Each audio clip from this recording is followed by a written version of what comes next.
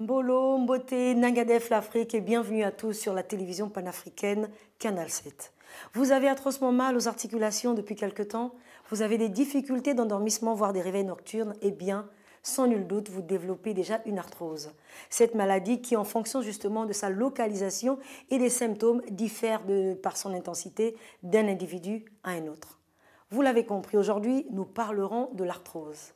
Cette pathologie qui se rencontre de plus en plus après l'âge de 45 ans et constitue d'ailleurs une véritable gêne pour ceux qui en souffrent.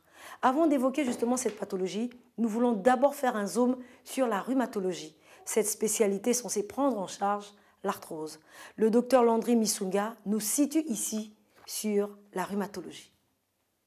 La rhumatologie, c'est une spécialité médicale qui traite des maladies de l'appareil locomoteur.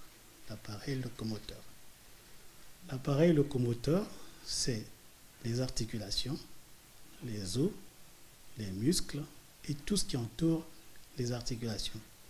Ligaments, tendons, bourses séreuses. Bref, c'est toute cette charpente qui constitue le corps humain qui est donc le domaine de la rhumatologie. Le commun des mortels dit souvent « Docteur, j'ai un rhumatisme ». Alors, avoir un rhumatisme, finalement, c'est avoir mal dans ces structures que je viens de vous signaler.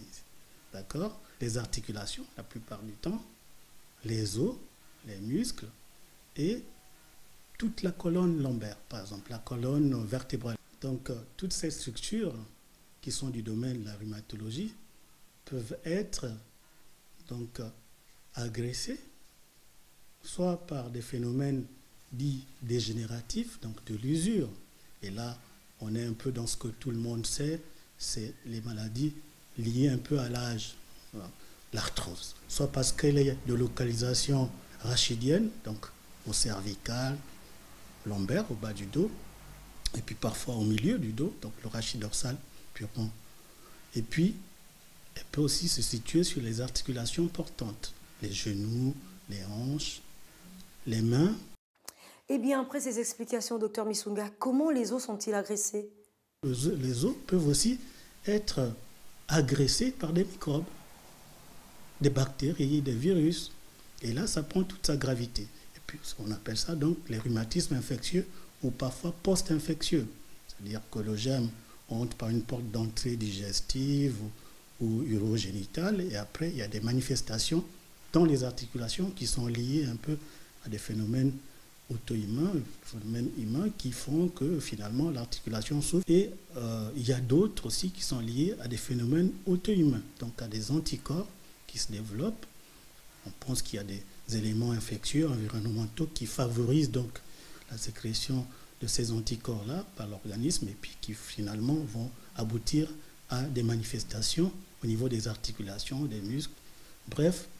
Il faut tout de même noter que la maladie apparaît souvent vers l'âge de 45 ans, comme l'a dit le médecin, mais elle commence bien plus tôt et reste silencieuse en se manifestant progressivement avec des douleurs variant d'un individu à un autre. Alors, docteur Misunga, l'arthrose, qu'est-ce que c'est exactement? On dit que c'est de l'usure du cartilage. Le cartilage, c'est la structure qu'il y a entre deux os. Donc, l'articulation proprement dite, c'est le cartilage et puis les surfaces osseuses. Comme un peu ce qu'on voit ici représenté au niveau du genou. Voilà. Donc cette structure-là serait le cartilage et il s'abîme. Il s'use avec les phénomènes de contrainte liés au surpoids, par exemple pour les genoux, à l'activité de tous les jours, et donc il perd un peu de son épaisseur et ça s'abîme. Et donc cette usure-là induit des douleurs, souvent d'abord bien supportées suffisamment, la plupart des cas, et puis après, ça peut avoir des poussées congestives, et là, le genou gonfle pour ce qui est du genou, et là, parfois, c'est invalidant, la personne ne peut plus bien marcher, elle est gênée dans ses activités quotidiennes ou professionnelles, et c'est là que souvent les patients arrivent nous voir après avoir pris un peu de médicaments pour se soulager tout seul. Sachez que l'arthrose est moins importante le matin et s'intensifie au fur et à mesure en soirée. Alors, comment évolue l'arthrose et quels sont les facteurs de risque, docteur? Alors, ça dépend de la localisation. Si on prend l'exemple du genou, il y a des stades d'évolution de cette maladie qui peuvent aller de la douleur simple à la gêne complète handicapante, avec impossibilité de mobilisation. Et là, souvent, les patients vont voir le chirurgien pour mettre en place une prothèse du genou, de la hanche d'ailleurs, quand vraiment l'arthrose est au stade terminal. Pour ce qui concerne l'arthrose, on va dire que c'est effectivement une maladie qui est un peu liée à plusieurs facteurs. Je disais tout à l'heure qu'il y a d'abord l'âge. En général, les enfants ne font pas d'arthrose. Donc, ce n'est pas tellement du vieillissement, mais c'est lié quand même un peu à l'usure quotidienne. Il faut prendre des mesures. Notamment pour le genou, on sait que le surpoids est vraiment corrélé à une augmentation du risque d'arthrose du genou ou de la hanche. Donc, lutter contre la prise de poids. Il y en a qui ont des jambes en X ou des jambes plutôt en parenthèse, comme on dit bancales. Alors, ces troubles statiques-là sont aussi des facteurs de risque, donc d'usure du cartilage et donc qui peuvent induire donc une arthrose. Le facteur héréditaire est aussi certain et c'est le cas donc de l'arthrose des doigts et des genoux. Si l'arthrose est le rhumatisme le plus fréquent, il n'existe pas de médicaments pour la guérison complète. Néanmoins, des médicaments existent pour soulager les douleurs, comme nous le redit le médecin. Il n'y a pas un traitement curatif en tant que tel. Lorsque les patients sont en poussée, en crise, on leur donne des antalgiques, des antidouleurs.